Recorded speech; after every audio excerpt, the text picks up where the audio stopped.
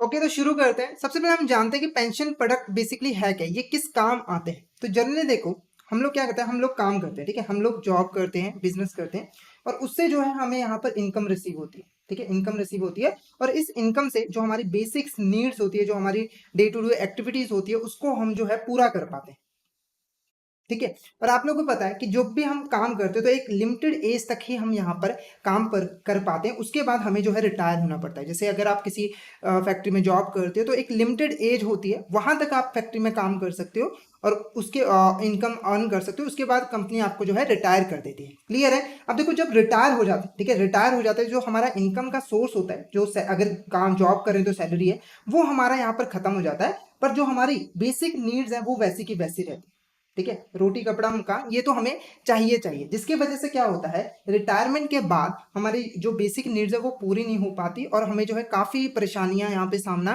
करना पड़ता है, हमें काफ़ी प्रॉब्लम्स यहाँ पर फेस करनी पड़ती है। तो इस चीज़ को दूर करने के लिए ही जो हमारा है पेंशन प्रोडक्ट यहाँ पर बनाया गया है। तो पेंशन प्रोडक्ट बेसिकली क्या करता है, जब रिटायरमेंट आप रिटायर हो जाते हो, हम लोग रिटायर हो जाते हैं, तो उस समय जो है हमें एक रेगुलर इनकम प्रोवाइड करता है और उस इनकम से हम जो है यहाँ पर अपनी बेसिक नीड्स को पूरा कर पाते हैं और रिटायरमेंट के बाद का जो समय होता है वो अच्छे से हम यहाँ पर गुजार पाते हैं, ठीक है। तो पेंशन प्रोडक्ट का मेन काम क्या है कि जब पर्सन रिटायर हो गया तो उसको एक रेगुलर इनकम प्रोवाइड करनी, एक इनकम का सोर्स प्रोवाइड करना, ताकि उसकी जो बेसिक नीड्स हैं, जो जरूरतें हैं, वो यहाँ पर पूरी हो सके, उसकी इसको कमी ना हो। अब पेंशन प्रोडक्ट में बेसिकली क्या होता है, हम क्या करते हैं, जब हम कमा रहे होते हैं, जब हमारे पास काम होता है, जब हम काम करने के लायक रहते हैं, तो जो इनकम हमें आती है उसका एक अमाउंट हम क्या कर देते हैं, पेंशन प्रोडक्ट में इन्वेस्ट कर देते हैं, ठीक है। और जैसे ही हम रिटायर होते हैं तो जो पैसा हमने इन्वेस्ट किया होता है वो हमें वही पैसा रेगुलर बेसिस पे जो है हमें यहाँ पर मिलता है। क्लियर है आपको।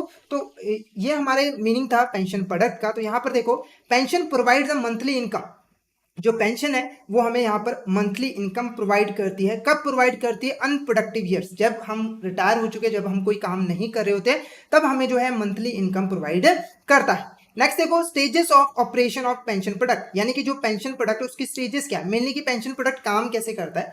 तो मेनली मैंने आपको बताया कि जो हमारा पेंशन प्रोडक्ट है उसमें हम क्या करते हैं, इन्वेस्टमेंट करते हैं, उसके बाद हमें इनकम यहाँ पर रिसीव होती है। तो इसीलिए जो पेंशन प्रोडक्ट की स्टेजेस है वो भी मेनली दो ही होती है। पहले देखो क्या है, अकुमुलेशन स्टेज, क्या है हमारा यहाँ पर अकुमुलेशन स्टेज। अकुमुलेशन स्टेज में हम क्या करते हैं, हम इन्वेस्टमेंट करते हैं। जब हम कमा रहे होते हैं तो हम अपने अमाउंट का कुछ पैसा यहाँ पर पेंशन प्रोडक्ट में जो है इन्वेस्ट करते हैं। तो इसमें क्या होता है, पर्सन जो है वो एक स्पेसिफिक अमाउंट रेगुलर बेस पर जो है पेंशन प्रोडक्ट में इन्वेस्टमेंट करता रहता है जब तक वो रिटायर नहीं हो जाता। उसके बाद फाइनली जब हमारा रिटायर हो जाते हैं, इन्वेस्टमेंट कंप्लीट है, उसके बाद नेक्स्ट स्टेज आती है हमारी वेस्टिंग स्टेज, ठीक है। वेस्टिंग स्टेज में क्या होता है, हमने जो इन्वेस्टमेंट की होती है वो हमें जो है इनकम रिसीव होती रहती है, वो पैसा हमें जो है रेगुलर फ्लो पे जो है यहाँ पर मिलता रहता है। क्लियर है। तो यहाँ पर देखो, individual retires steady flow of income for rest of his life, जब तक वो जीता है तब तक उसको जो है यहाँ पर पैसा मिलता है। नेक्स्ट देखो, फंक्शंस ऑफ पेंशन प्रोडक्ट, ठीक है। अब ये जो पेंशन प्रोडक्ट है उसके फंक्शंस क्या होते हैं, ये काम यहाँ पर क्या करता है।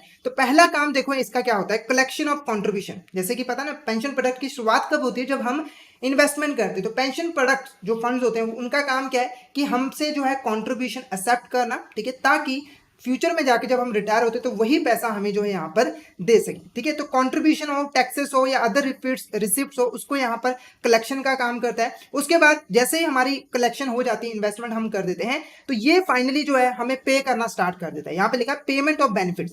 पेमेंट ऑफ बेनिफिट का मतलब जो पैसा हमने इन्वेस्ट किया है वो जो है हमें यहाँ पर मिलता रहता है। तो ये इंश्योर करता है कि जो पेमेंट ऑफ बेनिफिट्स है, जो भी हमारी इनकम है, वो हमारे टाइमली और करेक्ट वे में जल्दी से जल्दी जो है मिल जाए, ताकि लोगों को किसी भी तरह की प्रॉब्लम ना आए। नेक्स्ट देखो, securing financial management and productive investment. अब देखो, जो पैसा हम इन्वेस्ट करते हैं, तो जो पेंशन प्रोडक्ट्स होते हैं वो उसको अपने पास संभाल के नहीं रखते। संभाल के रखने का मतलब कि तिजोरी में बंद करके नहीं रखते, वो क्या करते हैं, उसको मार्केट में इन्वेस्ट कर देते हैं ताकि उससे वो रिटर्न जनरेट कर पाए। क्योंकि मतलब पैसा पड़ा रहेगा तो उसकी वैल्यू ही कम होगी। तो जो पेंशन प्रोडक्ट है वो जो भी कंट्रीब्यूशन उनके पास आती है उसको इन्वेस्टमेंट, उनको मैनेज और इन्वेस्ट करने का भी काम करते हैं। क्लियर है। नेक्स्ट देखो, रिकॉर्ड कीपिंग मैकेनिज्म। अब ये जो भी कंट्रीब्यूशन दिए जाते हैं, जो भी ट्रांजेक्शन होते हैं, उनको रिकॉर्ड करके रखना भी काम किसका होता है, पेंशन प्रोडक्ट का, ताकि टाइमली पता लग सके किस पर्सन ने कितना कंट्रीब्यूशन दिया है, किसको कितना उसको जो है यहाँ पर पेंशन प्रोवाइड करनी पड़ेगी, ठीक है, वो सारी इंफॉर्मेशन जो है मिल सके, इसलिए रिकॉर्ड कीपिंग करना जरूरी होता है। उस साथ के साथ फाइनेंशियल स्टेटमेंट्स भी प्रिपेयर करनी है, रिपोर्ट्स भी प्रिपेयर करनी है, ताकि जो है हमें जो हमारी गवर्नमेंट है वो प्रॉपर यहाँ पर निगरानी रख सके कि जो पेंशन प्रोडक्ट है वो अच्छे तरीके से काम कर रहे हैं कि नहीं। तो ये हमारे कुछ फंक्शंस थे किसके, पेंशन प्रोडक्ट्स के। नेक्स्ट देखो क्या है, एम्प्लॉयज प्रोविडेंट फंड स्कीम। अब हम कुछ स्कीम्स के बारे में पढ़ेंगे जिसके अंडर जो हमारे पब्लिक होती है, जनरल पब्लिक होती है, उसको यहाँ पर जो है पेंशन प्रोवाइड की जाती है। क्योंकि हम जब भी इन्वेस्टमेंट करते हैं तो किसी पर्टिकुलर स्कीम में जो है यहाँ पर इन्वेस्टमेंट करते हैं। तो एक एक करके हम उन्हीं स्कीम्स को देखेंगे कि वो स्कीम्स आखिर में क्या है और कैसे हम उसमें इन्वेस्टमेंट कर सकते हैं। तो पहली स्कीम देखो हमारी क्या है यहाँ पर, एम्प्लॉयज प्रोविडेंट फंड स्कीम। नाम से आपको पता लग रहा होगा ये किसके लिए होता है, एम्प्लॉयज के लिए, जो यहाँ पर जॉब कर रहे होते हैं उसके लिए ये स्कीम होता है। अब स्कीम में बेसिकली होता क्या, तो पहली चीज मैं आपको बता दूं, ये जो स्कीम अवेलेबल होती है वो सिर्फ और सिर्फ प्राइवेट सेक्टर के लिए अवेलेबल होती है।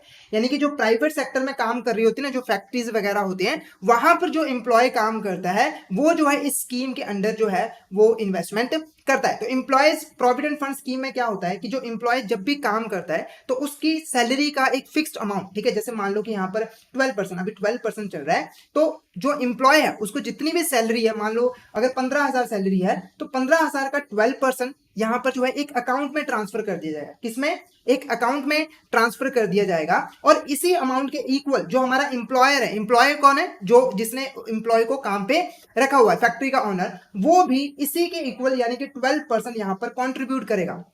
यानी कि स्कीम के अंदर पहले एक अकाउंट ओपन किया जाएगा जिसको हम यहाँ पर प्रोविडेंट फंड अकाउंट के नाम से भी जानते हैं। तो इसको आपने ध्यान रखना है, प्रोविडेंट फंड स्कीम के अंदर कौन सा अकाउंट ओपन होता है, प्रोविडेंट फंड अकाउंट।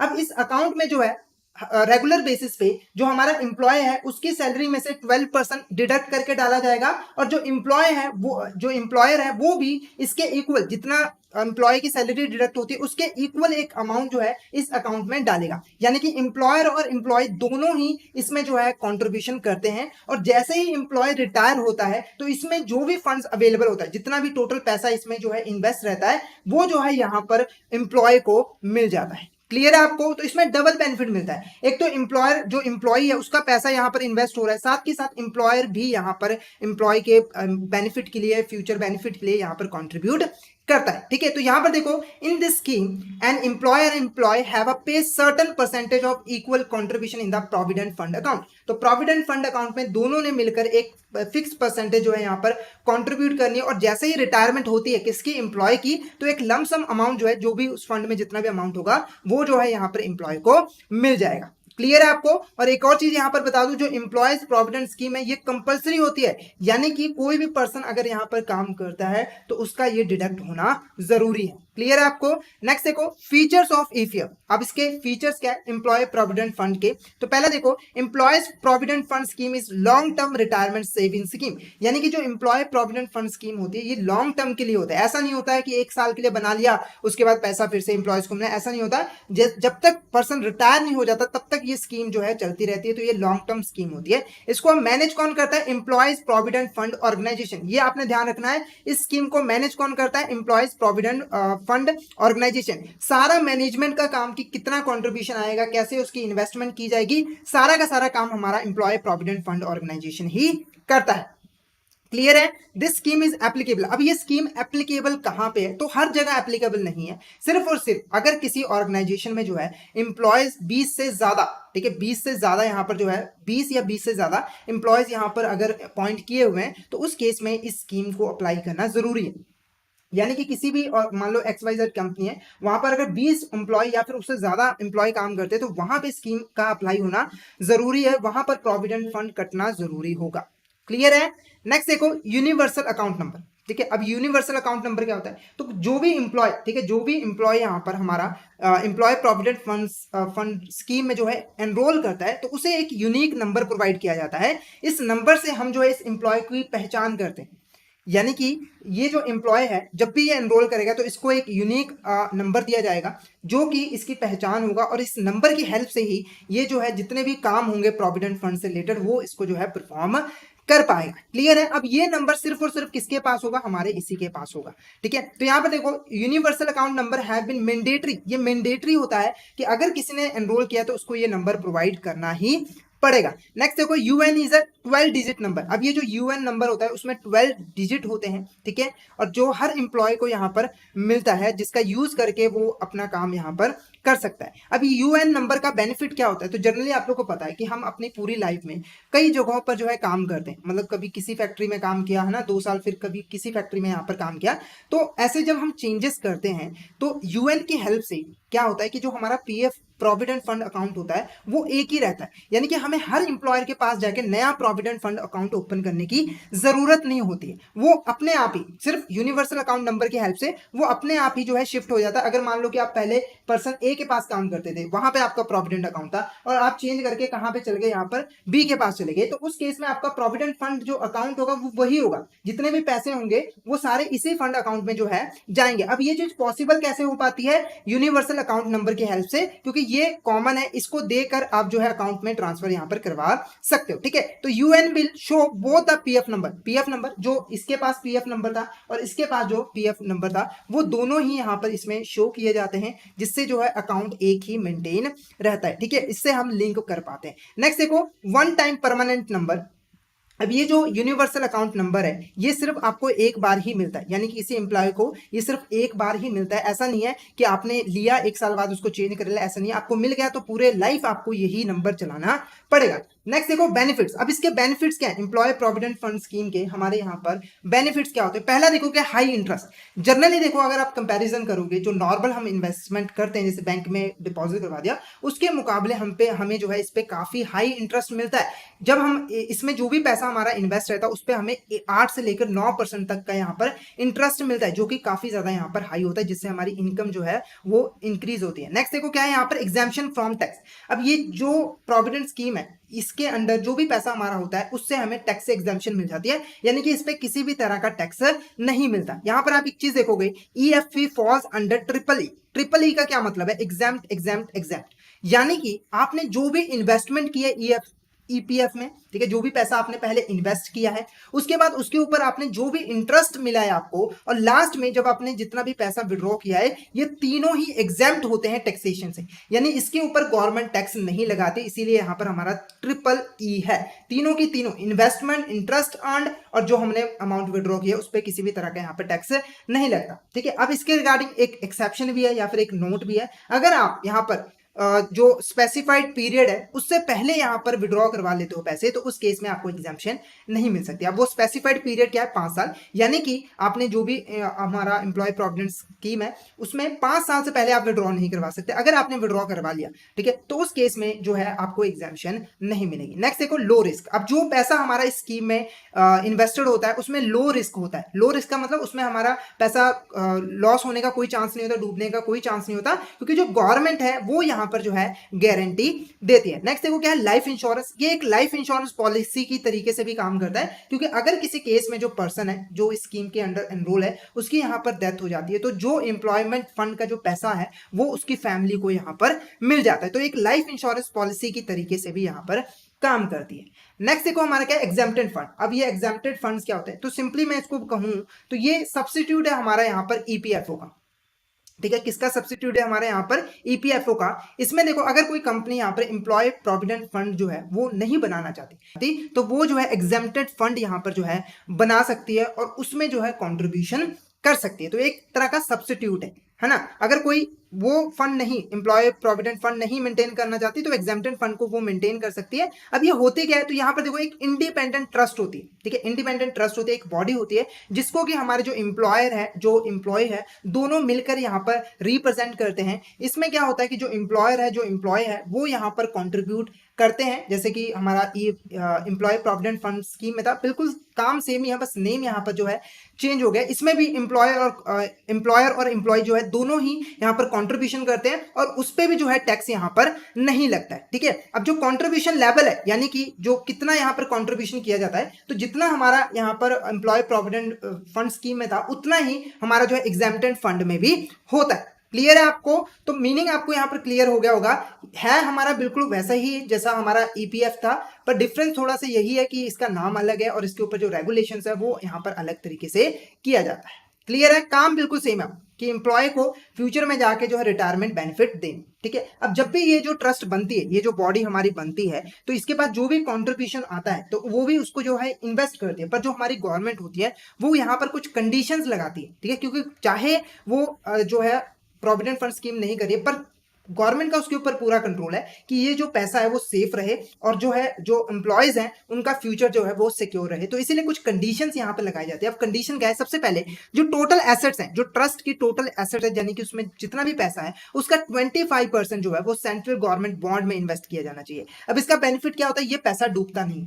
अगर कोई यही पैसा कोई रिस्की बॉन्ड्स में लगा दे तो ये पैसा डूब जाएगा, एम्प्लॉय को फ्यूचर में कोई बेनिफिट मिलेगा ही नहीं। तो इसीलिए इंश्योर करते हैं कि सेंट्रल गवर्नमेंट में के बॉन्ड्स में यहाँ पर इन्वेस्ट किया जाए। उसके बाद 15% यहाँ पर जो है स्टेट गवर्नमेंट के बॉन्ड में इन्वेस्ट किया जाए, या फिर पब्लिक सेक्टर इंटरप्राइजेस जिसको यहाँ पर सेंट्रल गवर्नमेंट और स्टेट गवर्नमेंट ने स्पेशली गारंटी किया है। ठीक है, इनके पीछे गारंटी है कि ये पैसा नहीं डुबाएंगे, तो वहां पे भी 15% किया जा सकता है। उसके बाद 30% जो है हमारे यहाँ पर पब्लिक फाइनेंशियल इंस्टीट्यूशन जिसके ऊपर सरकार का कंट्रोल है, या फिर पब्लिक सेक्टर एंटरप्राइजेस में इनको इन्वेस्ट करना है। तो जब ये इन्वेस्टमेंट करेंगे एग्जेम्प्टेड फंड, तो इन कंडीशंस को फुलफिल करना जरूरी होता है। क्लियर है आपको? क्लियर है तो फटाफट से एक बार चैट बॉक्स में जरूर बता दीजिए क्या आपको यहां पर क्लियर है। फटाफट से एक बार चैट बॉक्स में बता दीजिए कि आपको यहां पर क्लियर है। नेक्स्ट हम एम्प्लॉय प्रोविडेंट फंड ऑर्गेनाइजेशन के बारे में पढ़ेंगे, तो फटाफट से एक बार चैट बॉक्स में बता दीजिए कि आपको यहां तक क्लियर है।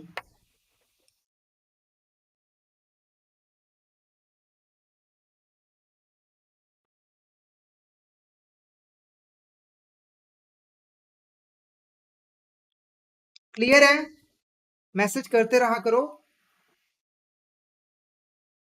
ओके, नेक्स्ट देखते हैं हम यहाँ पर एम्प्लॉयज प्रोविडेंट फंड ऑर्गेनाइजेशन। तो इसके बारे में मैंने आपको बताया था, ये जो है हमारे देश में जो हमारा ईपीएफ है उसको मैनेज करने का काम करता है। अब ये ऑर्गेनाइजेशन है क्या, इसको क्यों बनाया गया था? तो यहाँ पे देखो, employ provident fund organisation was established to provide social security to workers working in India. यानी कि इसका मेन काम क्या था, मेन ऑब्जेक्टिव क्या था? जो वर्कर्स हमारे देश में काम करते हैं ना, उनको सोशल सिक्योरिटी प्रोवाइड करना। सोशल सिक्योरिटी किस फॉर्म में? ताकि जब वो रिटायर हो, जब उनके पास काम ना हो, तो उसको जो है फंड्स की कमी ना हो, उसको रेगुलर इनकम जो है मिलती रहे। तो ईपीएफ को मैनेज करके ये सोशल सिक्योरिटी ही प्रोवाइड करता है। क्लियर है? नेक्स्ट देखो, अब ये आया कब था? तो यहाँ पे देखो, एम्प्लॉय प्रोविडेंट फंड ऑर्गेनाइजेशन को बनाने के लिए employ provident fund and miscellaneous provision act 1952 को जो है यहाँ पर पास किया गया था, और इसके पास होते ही ये जो ऑर्गेनाइजेशन है वो आ गई थी और अपना काम इसने करना स्टार्ट कर दिया था। दो चीजें आपने याद रखनी है, पहला कि इसको क्यों बनाया गया था, सोशल सिक्योरिटी प्रोवाइड करने वर्कर्स को। दूसरा, ये कब बना था, कब बना था? 1952 में। और एक्ट कौन सा पास किया गया था वो भी आपने यहां पर देखना है। ठीक है, अब ये किसके अंडर आती है, मतलब कि इसके ऊपर ओनरशिप किसकी है, कौन इसको जो है कंट्रोल करता है, कौन इसको इंस्ट्रक्शंस देता है? तो यहां पर देखो, ये जो है हमारी गवर्नमेंट ऑफ इंडिया के अंडर आती है, और गवर्नमेंट ऑफ इंडिया के under ministry of labour and employment.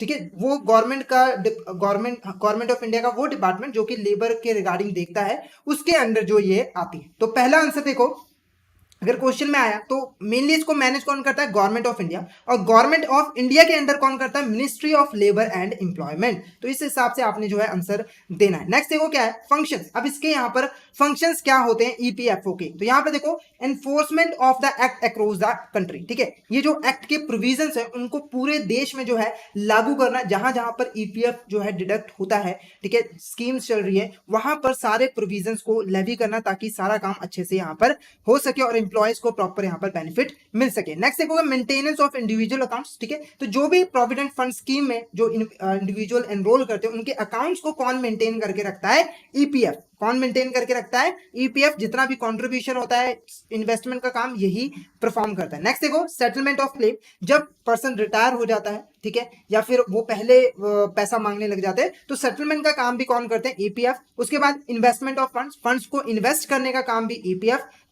Ensuring prompt pension payment, तो पेंशन प्रोवाइड करने का काम भी ईपीएफओ ही करता है। क्लियर है? तो ये कुछ फंक्शंस है हमारे ईपीएफओ को, आपने यहां पर पढ़ लेने। नेक्स्ट देखो क्या है, पब्लिक प्रोविडेंट फंड स्कीम।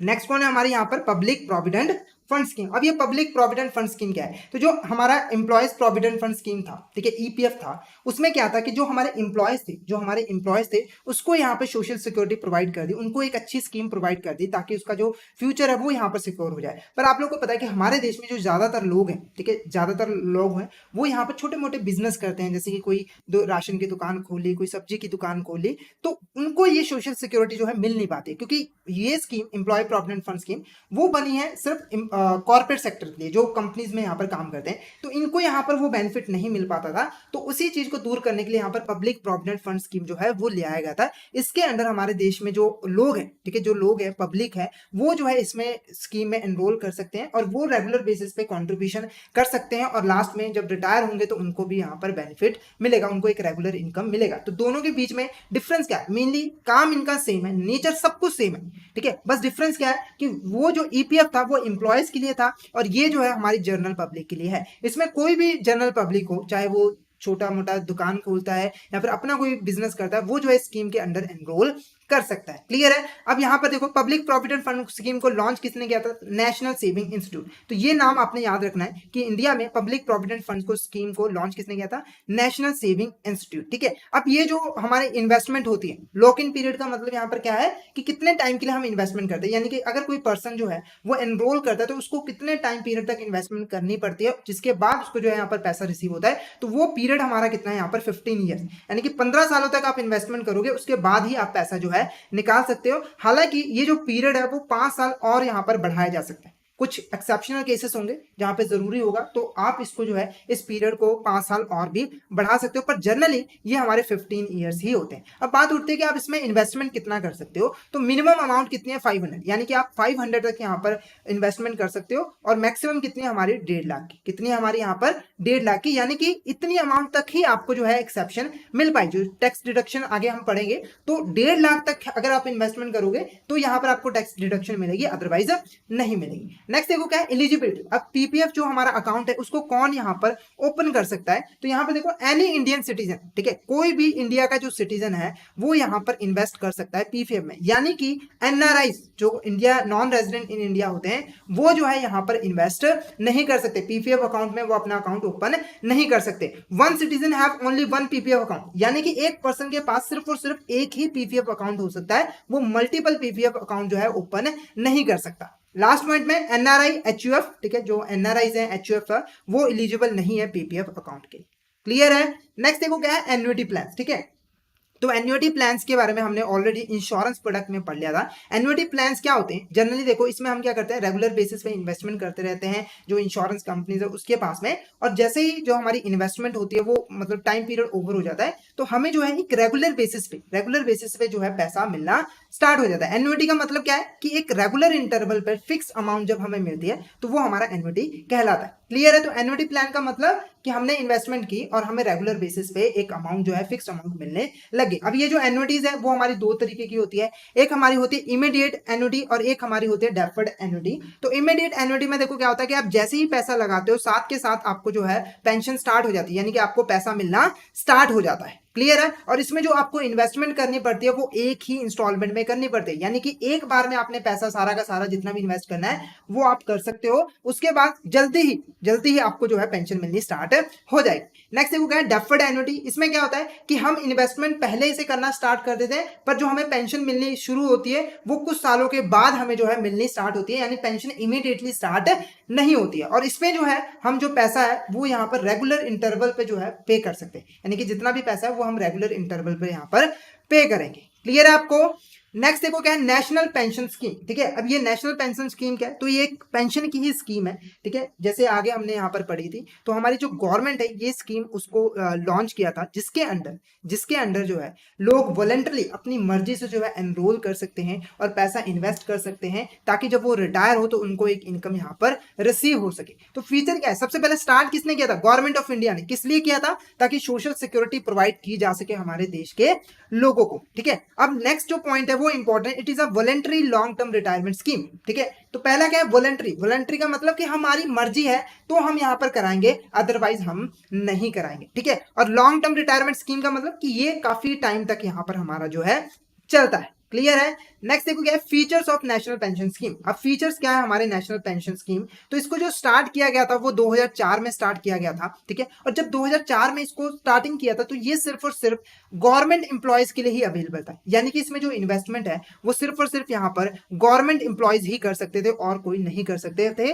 पर 2009 में जाकर ये जो स्कीम थी वो सभी सिटीजन्स के लिए यहाँ पर ओपन कर दी गई थी। तो इस अब 2009 के बाद जितने भी लोग हैं इंडिया के सिटीजन्स हैं वो इस स्कीम में जो है इन्वेस्टमेंट कर सकते थे। क्लियर है आपको।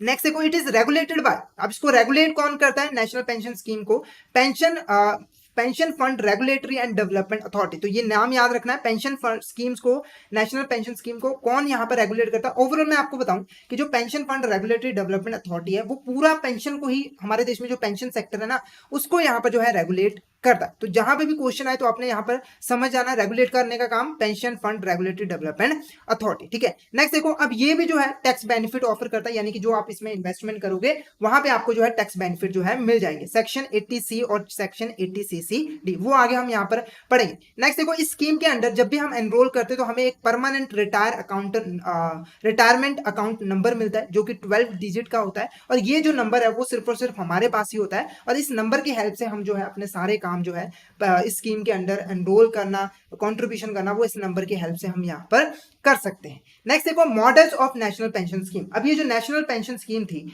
वो हमारे पूरे देश के जो अलग अलग लोगों हैं उनके लिए यहाँ पर बनाई गई थी। अभी इसकी जो सर्विसेज होती हैं वो अलग अलग मॉडल्स बना के यहाँ पर की जाती है। जैसे मैंने आपको बताया था स्टार्टिंग में इसको बनाया था सिर्फ और सिर्फ गवर्नमेंट एम्प्लॉयज के लिए, उसके बाद इनको लोगों दूसरे लोगों के लिए भी खोल दिया। तो ये जो नेशनल पेंशन स्कीम है वो अलग अलग मॉडल्स में यहाँ पर काम करता है। पहला देखो यहाँ पर गवर्नमेंट मॉडल, ठीक है, कौन सा गवर्नमेंट मॉडल, जिसमें हमारे जो central and state government employees हैं उनको यहाँ पर कॉन्ट्रीब्यूशन अलाउड है, यानी कि वो जो है इस स्कीम के अंडर इस तरीके से जो है कॉन्ट्रीब्यूशन कर सकते हैं। तो इस स्कीम के अंडर जो हमारे यहाँ पर गवर्नमेंट सेंट्रल गवर्नमेंट एम्प्लॉयज है, जितने भी सेंट्रल गवर्नमेंट एम्प्लॉयज हैं, सिर्फ आर्म्ड फोर्सेस को छोड़कर जितने भी हमारे सेंट्रल गवर्नमेंट के एम्प्लॉयज हैं उनके लिए मैंडेटरी है कि वो जो है इसमें कंट्रीब्यूशन करेंगे, यानी कि उनका सैलरी का हिस्सा जो है काट के नेशनल पेंशन स्कीम में डालना मैंडेटरी है, कंपल्सरी है। क्लियर है। नेक्स्ट देखो जितने सेंट्रल गवर्नमेंट का हमें पता लग गया, उसके बाद जो हमारी स्टेट गवर्नमेंट है, जितनी भी हमारी स्टेट गवर्नमेंट है वेस्ट बंगाल को छोड़कर बाकी सभी स्टेट गवर्नमेंट ने भी इस स्कीम को अप्लाई कर लिया है,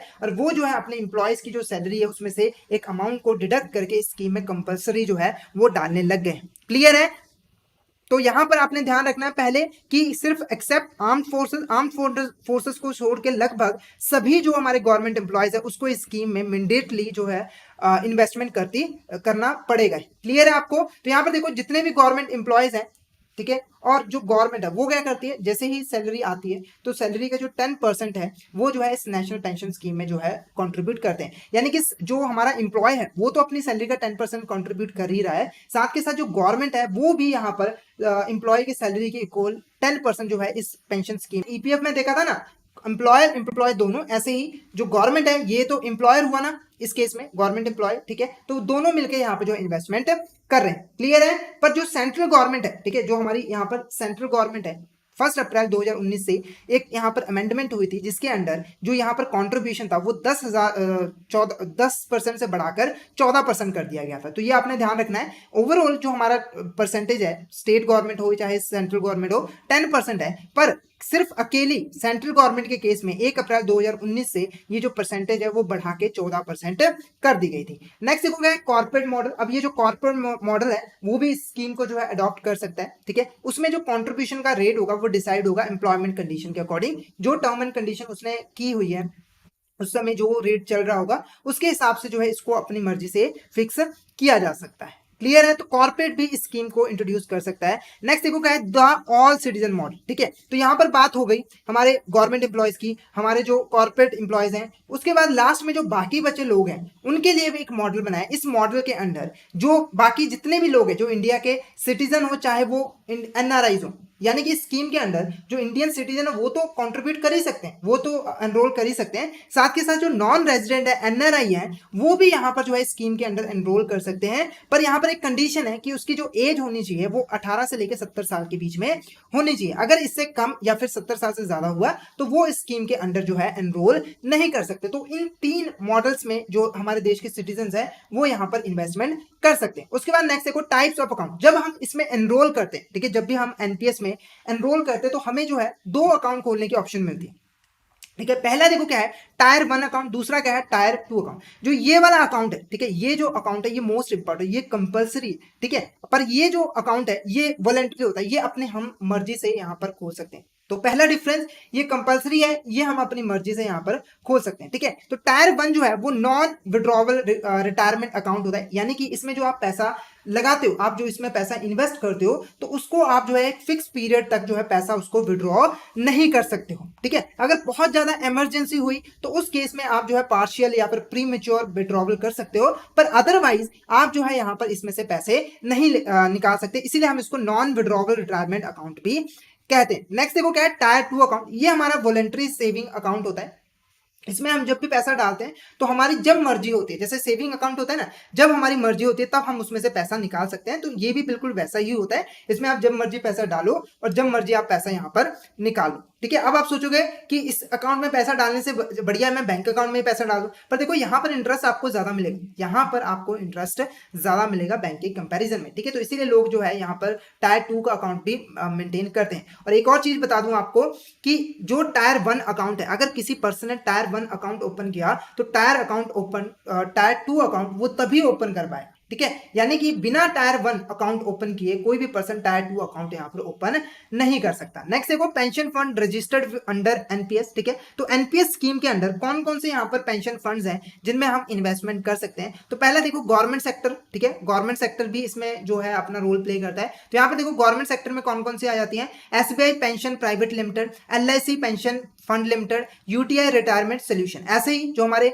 नॉन गवर्नमेंट है, यानी कि जो हमारा प्राइवेट सेक्टर, उसमें भी कई सारे हमारे यहाँ पर आ जाते हैं, जैसे कि एलआईसी फंड लिमिटेड आ गया, यूटीआई रिटायरमेंट सोल्यूशन लिमिटेड आ गया, ये सेम ही आ गया, ठीक है। ये चीज आपने यहाँ पर हटानी है, ये 3 नहीं है बाकी की, ठीक है, ये दोबारा से आ गया था। यहाँ पर एचडीएफसी पेंशन मैनेजमेंट को लिमिटेड है, आईसीआईसी प्रूडेंशियल पेंशन लिमिटेड है। तो ये फंड रजिस्टर्ड है जिसके अंडर हम जो है यहाँ पर रजिस्ट्रेशन कर सकते हैं, यानी कि गवर्नमेंट और नॉन गवर्नमेंट दोनों ही पेंशन प्रोडक्ट जो है यहाँ पर ऑफर करते हैं जहां पर हम इन्वेस्टमेंट कर सकते हैं। नेक्स्ट देखो क्या है, approaches to invest subscriber money, ठीक है। अब सब्सक्राइबर कौन हुए, जिन्होंने यहाँ पर पैसा जो है यहाँ पर इन्वेस्ट किया है, जिन्होंने पैसा यहाँ पर इन्वेस्ट किया। तो आप लोगों को पता है कि हम जो भी पैसा इन्वेस्ट करते हैं तो फंड में जो भी पैसा पड़ा है उसको इन्वेस्ट किया जाता है। तो नेशनल पेंशन स्कीम के अंदर हमें यहाँ पर 2 ऑप्शन दिए जाते हैं। जब भी हम इन्वेस्टमेंट करते हैं तो हमारे पास 2 ऑप्शन होते हैं इन्वेस्टमेंट किस तरीके से हमारे पैसे को जो है आगे इन्वेस्ट किया जाए। पहला देखो क्या होता है, एक्टिव चॉइस, दूसरा होता है ऑटो चॉइस, ठीक है। एक्टिव चॉइस में क्या होता है कि आपको ऑप्शन प्रोवाइड की जाती है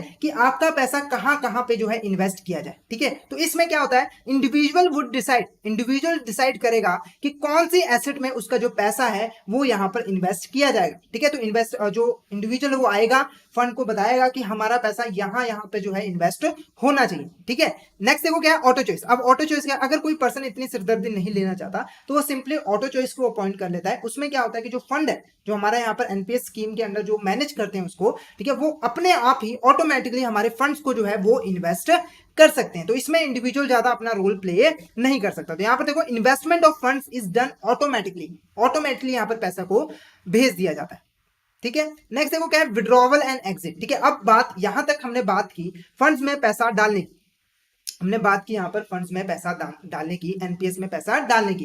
अब हम पैसा कैसे निकाल सकते हैं, विड्रॉवल और एग्जिट हम यहाँ पर कैसे किए जा सकते हैं। तो देखो जो हमारे विड्रॉवल होते हैं वो हमारे 3 तरीके के होते हैं। पहला देखो क्या है, पार्शियल विड्रॉवल। पार्शियल विड्रॉवल का मतलब है कि हम अपने फंड में से कुछ पैसा जो है यहाँ पर निकाल लेते हैं। जैसे एग्जाम्पल पे मान लो आपके यहाँ पर आपका 100% पैसा है, आपको पैसे की जरूरत पड़ गई, आपको कुछ इमरजेंसी आ गई, तो आपने क्या किया, 100 में से 25% यहाँ पर जो है पैसा निकाल लिया। तो इसे हम यहाँ पर क्या कहते हैं, पार्शियल विड्रॉवल। तो पार्शियल विड्रॉवल यहाँ पर पॉसिबल होता है, ठीक है, पर इसकी भी कुछ टर्म एंड कंडीशंस होती हैं। कोई भी सब्सक्राइबर यहाँ पर 25% तक, ठीक है, 25% तक पार्शियल विड्रॉल कर सकता है अगर उसका जो फंड का टाइम पीरियड है वो 5 साल हो गए। यानी कि उसने जो भी स्कीम में इंट्रोड्यूस किया था, एनरोल किया था, उस स्कीम को 5 साल होने के बाद ही कोई पर्सन यहाँ पर 25% तक यहाँ पर जो है पार्शियल विड्रॉल कर सकता है। तो दो चीजें याद रखनी है कि मैक्सिमम 25% कब, जब 5 साल यहां पर पूरे हो जाएंगे। अब ये जो विड्रॉवल होता है ऐसे नहीं किया जाता है, मतलब ऐसे ही नहीं किया जाता है, इसका स्पेसिफिक रीजन होना चाहिए। यानी कि ऐसा ना हो कि किसी पर्सन का मन किया कि यार पैसा निकालना है, मेरे को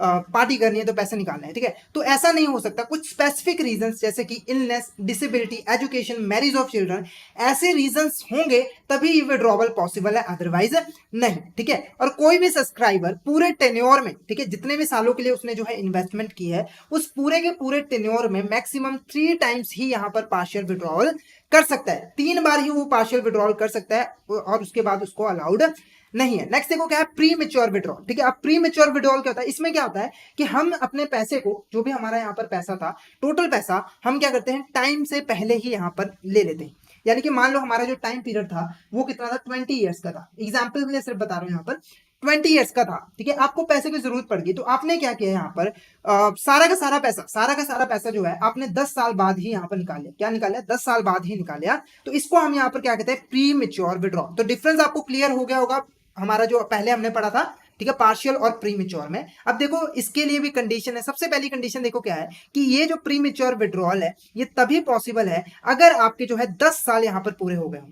यानी कि जो आपने स्कीम में यहाँ पर इन्वेस्टमेंट की थी उसके अगर 10 साल कंप्लीट हो गए होंगे तभी आप प्री मेच्योर विड्रॉवल कर सकते हो। हालांकि अगर आपने यहाँ पर 60 साल के बाद, यानी कि जब आपकी उम्र 60 साल हो गई थी उसके बाद अगर आप इस स्कीम में इंट्रोड्यूस किया है, एनरोल किया है, तो जैसे ही आपके 3 साल पूरे हो जाते हैं तो उस केस में आप जो है यहाँ पर प्री मेच्योर विड्रॉल कर सकते हैं, ठीक है। अब देखो ये जो विड्रॉल होता है इसमें भी कंडीशन होती है। पहली कंडीशन क्या है कि आप कब विड्रॉल कर सकते हो, उसके बाद अब ये जो पैसा विड्रॉ करते हो आप उसका यूज कैसे करोगे, इसके ऊपर भी जो है यहाँ पर कंडीशन लगाई जाती है। पहला देखो, जो विड्रॉल है, जो टोटल विड्रॉल है उसका 20% ही आपको लमसम अमाउंट मिलेगा, यानी कि कैश के फॉर्म में मिलेगा। और बाकी जो 80% होगा, यानी कि अगर आप प्री मेच्योर विड्रॉल करते हो तो 20% तो आपको कैश मिल जाएगा, पर 80% आपको क्या करना पड़ेगा, यहाँ पर एक एन्युटी प्लान को खरीदने के लिए खर्च करना पड़ेगा। यानी कि टोटल पैसे में से 80% आप अदर यहाँ पर एन्युटी प्लान में, जहां पर आपको रिटायरमेंट के बाद पैसा मिल सके, वहां पे आपको जो है इन्वेस्टमेंट करना पड़ेगा। क्लियर है। हालांकि अगर यहां पर किसी केस में जो टोटल अमाउंट है जो आपने इन्वेस्टमेंट की है प्री मेच्योर विड्रॉल के समय में, वो आपकी 2.5 लाख हो, सिर्फ 2.5 लाख हो, तो उसमें आपको सारा का सारा पैसा मिल जाएगा। उस केस में ये कंडीशन अप्लाई नहीं होगी। अदरवाइज इससे ज्यादा होगा तो ये कंडीशन आपको पूरी करनी ही पड़ेगी। क्लियर है। नेक्स्ट देखो क्या है, नॉर्मल विड्रॉल। अब नॉर्मल विड्रॉल आप लोगों को पता है कि जब हमारा जो टाइम पीरियड है वो पूरा हो जाता है। जैसे अगर मान लो आपने 5 सालों के लिए यहाँ पर एफडी कराई है, आपने 5 सालों के लिए एफडी कराई है, तो 5 साल जैसे ही पूरे होंगे तो आप वहां से पैसा विड्रॉ कर सकते हो। वो हमारा कहलाता है नॉर्मल विड्रॉल, ठीक है। अब नॉर्मल विड्रॉल हम कैसे कर सकते हैं, तो नॉर्मल केसेस में अगर आपने यहाँ पर जो है 60 साल हो जाते हैं आपकी उम्र, यानी कि आपने जो इन्वेस्टमेंट की है उसके बाद आपकी जो एज है वो 60 ईयर्स हो जाती है, तो उसके बाद आप जो है नॉर्मल विड्रॉल कर सकते हो। पर अगर आपने 60 साल के बाद ही यहाँ पर ज्वाइन किया है तो उस केस में जैसे 3 साल पूरे हो जाते हैं तो आप जो है यहाँ पर फुली विड्रॉल कर सकते हो। तो ये चीज आपने ध्यान रखनी है। नॉर्मल एज कितनी है यहाँ पर विड्रॉल, नॉर्मल विड्रॉल के लिए 60 ईयर, और अगर 60 साल के बाद एनरोल करते हो तो वहां पर 3 साल, उसके बाद अपना 3 साल। क्लियर है। अब देखो यहाँ पे भी जो पैसा आता है उसमें भी कंडीशन लगती है। इसमें देखो 60% आपको लमसम अमाउंट मिल जाता है और 40% का आपको यहाँ पर एन्युटी प्लान है खरीदना पड़ता है। और अगर किसी केस में जो हमारा पर्सन है उसकी अनफॉर्चून इवेंट के कारण डेथ हो जाती है तो उस केस में ये सारा का सारा जो पैसा है वो उसके नॉमिनी, जो उनकी वाइफ है, स्पाउस है, उसको यहाँ पर मिल जाता है। क्लियर है आपको। तो ये हमारे थे विड्रॉल, जिसकी हेल्प से यहाँ पर जो है विड्रॉ किया जा सकता है। नेक्स्ट हमारा क्या है, tax benefit available under NPS, ठीक है। अब ये जो स्कीम्स होते हैं ना इसमें हमें टैक्स बेनिफिट बहुत ज्यादा मिलते हैं, ठीक है, क्योंकि गवर्नमेंट इस चीज को ज्यादा से ज्यादा प्रमोट करना चाहते हैं कि लोग इस फील्ड में ज्यादा हो, तो इसीलिए वो टैक्स बेनिफिट भी यहाँ पर बहुत यहाँ पर प्रोवाइड करती है। अब टैक्स बेनिफिट कैसा है, तो यहाँ पर देखो अगर अगर आप टायर 1 में इन्वेस्टमेंट करते हो, एंड टायर 1 आपको पता है ना, जो हमारा कंपलसरी अकाउंट था, ठीक है, तो उस केस में 1.5 लाख तक आप जो है यहाँ पर टैक्स डिडक्शन ले सकते हो, सेक्शन 80 CCD, सेक्शन याद रखना है, सेक्शन 80 CCD। और अमाउंट कितनी है, मैक्सिमम 1.50 लाख, यानी कि आप 1.50 लाख तक आप इन्वेस्टमेंट करोगे तो उसको आप अपनी इनकम में से डिडक्ट कर सकते हो इनकम टैक्स पर्पसेस के लिए। क्लियर है। उसके बाद अगर आप यहाँ पर पार्शियल विड्रॉल करते हो, क्या करते हो, पार्शियल विड्रॉल करते हो, तो इस केस में 25% तक जो है आपको यहाँ पर टैक्स बेनिफिट मिल सकता है। यानी कि अगर आप टोटल विड्रॉल में से सिर्फ 25% का विड्रॉ करते हो तो आपको टैक्स बेनिफिट यहाँ पर मिलेगा, अदरवाइज नहीं मिलेगा अगर आपने ज्यादा यहाँ पर कराया। क्लियर है। नेक्स्ट देखो, lump sum withdrawal up to 60% total pension, यानी कि जब हमारा मेच्योरिटी पूरा होगा 60% जो पेंशन है, वो जो हमारा लमसम अमाउंट यहाँ पर हमें मिलेगा, तो वो जो है टैक्स एग्जम्प्ट रहेगा। ठीक है। और अगर, ठीक है, उसमें से 40% जब हम एन्युटी प्लान में इन्वेस्ट करते हैं तो वो हमारा यहाँ पर एग्जम्प्ट रहेगा। तो ओवरऑल देखोगे कि टोटली यहाँ पर एग्जम्प्ट होता है, क्योंकि 100% हमें यहाँ पर मिलता है नॉर्मल विड्रॉल पे, 60% हमें लमसम पे मिलता है, ठीक है, 40% हमें एन्युटी प्लान में इन्वेस्टमेंट करना पड़ता है। तो अगर आपने ये चीज नहीं की तो आपको टैक्स बेनिफिट यहां पर नहीं मिलेगा। क्लियर है। नेक्स्ट देखो हमारी क्या है, अटल पेंशन योजना। ठीक है, ये भी हमारी एक स्कीम थी यहाँ पर, पेंशन स्कीम ही थी जिसमें लोगों को जो है पेंशन स्कीम यहाँ पर प्रोवाइड की जा सके। तो फटाफट से एक बार मुझे बता दीजिए कि आपको यहाँ तक क्लियर है, उसके बाद हम जो है अटल पेंशन योजना यहाँ पर पढ़ेंगे। फटाफट से चैट बॉक्स में मैसेज करके बता दीजिए कि आपको यहाँ तक क्लियर है।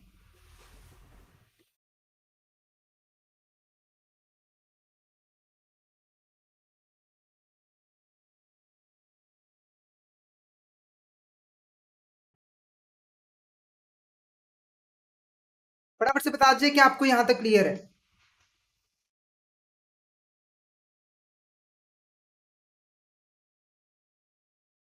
ओके, नेक्स्ट देखते हैं हमारा अटल पेंशन योजना। ठीक है, अब ये अटल पेंशन योजना क्यों बनाई गई थी, इसका पर्पस क्या था। तो यहाँ पर देखो, ये जो स्कीम्स पहले इंट्रोड्यूस हुई थी, ठीक है, इसका काम क्या था, पेंशन स्कीम्स हर हमारे देश के लोगों को यहाँ पर प्रोवाइड करना। पर ये को इनकी जो सर्विसेज थी ना, वो हमारे देश के हर लोगों को नहीं मिल पाती थी। खास करके जो रूरल एरियाज में रहते थे, जो गरीब लोग थे, ठीक है, जो अनऑर्गेनाइज सेक्टर में काम करते थे, है ना, जहाँ पर कोई रूल्स एंड रेगुलेशन नहीं थे ज्यादा, है ना, तो वहां पे जो है इनकी सर्विसेज जो है वो नहीं मिल पाती थी। तो उस सर्विसेज को यहां तक पहुंचाने के लिए अटल पेंशन योजना जो है बनाई गई थी। इसका मेन काम क्या था, जो हमारे पुअर लोग हैं जिनको ये सर्विसेज नहीं मिल पा रही है, जो हमने अभी स्कीम्स पढ़ी मिल पा रही है, उसको ये स्कीम जो है की सर्विसेज यहाँ पर प्रोवाइड करनी। इसके अलावा जो अनऑर्गेनाइज सेक्टर है, जहां पर लोगों को काम का कोई भी स्ट्रक्चर फिक्स नहीं है, ना वेजेस फिक्स है, ना ही टर्म एंड कंडीशन फिक्स है, तो वहां पे इन स्कीम्स को यहाँ पर जो है प्रोवाइड करना। ठीक है, तो यहाँ पे देखो, इसको इंट्रोड्यूस किया था हमारी गवर्नमेंट ऑफ इंडिया ने 2015-16 में। तो ये क्या क्या चीजें याद रखनी है, 2015-16 में इसको इंट्रोड्यूस किया गया था, गवर्नमेंट ऑफ इंडिया के द्वारा इंट्रोड्यूस किया गया था। अब इसका बेनिफिट क्या था, to provide pension benefits, pension benefits provide करने किसे, individual in the unorganise sector, जो हमारा खास करके अनऑर्गेनाइज सेक्टर में लोग रह रहे थे, उनको यहाँ पर पेंशन स्कीम प्रोवाइड करना, क्योंकि ना तो इनको एम्प्लॉय मिल रही है, एम्प्लॉय बेनिफिट स्कीम्स मिल रही है, ठीक है, तो इसीलिए इनको इस सेक्टर में फाइनेंशियल सर्विस प्रोवाइड करनी जरूरी थी। अब इसको रेगुलेट कौन करता है, ठीक है, इसको रेगुलेट और कंट्रोल कौन करता है, तो हमारा PFRDA, ठीक है, जो हमारा PFRDA है वही जो है इसको रेगुलेट और कंट्रोल करने का काम करता है। क्लियर है। अब देखो, जिन्होंने लोगों ने यहाँ पर 2015 में ही एनरोल कर लिया था, यानी कि जब ये स्कीम लॉन्च हुई थी तभी इसमें स्कीम में लॉन्च कर लिया गया था, तो इसका एक बेनिफिट इनको मिला था। क्या बेनिफिट मिला था कि जो भी पैसा ये कंट्रीब्यूट करेंगे इस स्कीम में, साथ उसके इक्वल को कंट्रीब्यूशन करेगा कौन, गवर्नमेंट ऑफ इंडिया, पूरे 5 सालों के लिए। यानी कि जो लोग, जिन लोगों ने स्टार्टिंग में इसमें इन्वेस्टमेंट की थी, उसको डबल बेनिफिट मिल रहा है, अपना पैसा तो मिल ही रहा है, साथ के साथ 5 सालों तक गवर्नमेंट भी यहाँ पर कंट्रीब्यूट करेगी। तो ये आपने ध्यान रखना है कि ये फैसिलिटी सिर्फ उन्हीं को मिली थी जिन्होंने स्टार्टिंग में 2015 में ही इस स्कीम में एनरोल कर लिया था। क्लियर है आपको। अब ये जो बेनिफिशियरीज होते हैं, जो भी इसमें एनरोल करते हैं, इन्वेस्टमेंट करते हैं, उनको जो है मंथली पेमेंट्स यहाँ पर रिसीव होती है। ठीक है, जो भी पेंशन रिसीव होगी, जैसे मान लो 1,000 हो गया, 2,000, 3,000, ये इनको मंथली बेसिस पे यहाँ पर जो है रिसीव होनी है। तो आपने ध्यान रखना है, अटल पेंशन योजना में हमें मंथली बेसिस पे पेंशन जो है मिलती है। ठीक है, अब देखो यहाँ पर एक अमेंडमेंट भी हुई थी, एक अपडेट भी आया था 1 अक्टूबर 2022 में। ठीक है, इस अमेंडमेंट के अनुसार जो हमारा यहाँ पर कोई भी सिटीजन जो कि इनकम टैक्स पेयर है, यानी कि जो यहाँ पर इनकम टैक्स पे करता है, वो जो है इस स्कीम के अंदर एनरोल नहीं कर सकता, क्योंकि मैंने आपको पहले ही बताया इसका मेन काम क्या है, पुअर लोगों की मदद करना। ना, यानी कि जो पहले यहाँ पर टैक्स पे कर रहा है, ठीक है, उसकी थोड़ी फाइनेंशियल कंडीशन सही है, ठीक है, तो वो मिडिल क्लास वगैरह में आते हैं, तो इसीलिए यहाँ पर पुअर लोगों को बेनिफिट देने के लिए इनको एलिजिबल नहीं किया गया, सिर्फ और सिर्फ यहाँ पर पुअर लोग ही इसमें जो है इन्वेस्टमेंट कर सकते हैं। नेक्स्ट देखो फीचर्स ऑफ, ठीक है, अब ये अटल पेंशन योजना के फीचर्स क्या है, तो पहला देखो क्या है, ऑटोमेटिक डेबिट। ये जो ऑटोमेटिक डेबिट है ना, ये लगभग हर स्कीम का फीचर है, ठीक है। ऑटोमेटिक डेबिट में क्या होता है, जनरली आपका एक सेविंग अकाउंट होना चाहिए। पहली चीज कि आपको अगर इस स्कीम के अंदर एनरोल करना है तो आपका एक बैंक अकाउंट होना जरूरी है, चाहे वो पोस्ट ऑफिस में, चाहे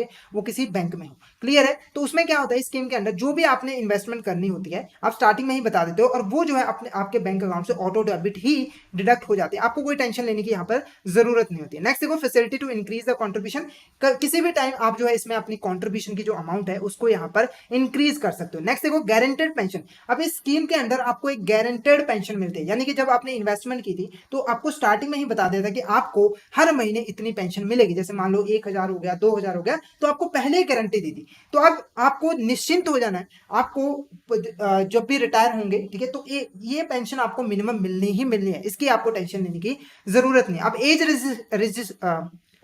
एज रिस्ट्रिक्शन क्या है, ठीक है, कौन कौन लोग इसमें जो है एनरोल कर सकते हो, तो यहाँ पर देखो कोई भी पर्सन जिसकी एज 18 साल से ज्यादा और 40 साल से कम है तो वो जो है यहाँ पर इन्वेस्टमेंट कर सकते हैं, उसके अलावा कोई भी इस पर्सन इसमें जो है इन्वेस्टमेंट नहीं कर सकता। नेक्स्ट देखो क्या है, विड्रॉवल पॉलिसीज। अब ये जो हमने इन्वेस्टमेंट कर ली उसको हम यहाँ पर विड्रॉ कैसे कर सकते हैं, तो सबसे पहले देखो अगर बेनिफिशियरी जो है वो 60 साल की एज अटेन कर लेता है, यानी कि उसकी उम्र जो है वो 60 साल हो जाती है, तो उसको यहाँ पर जो है मंथली पेंशन मिलना स्टार्ट हो जाती है।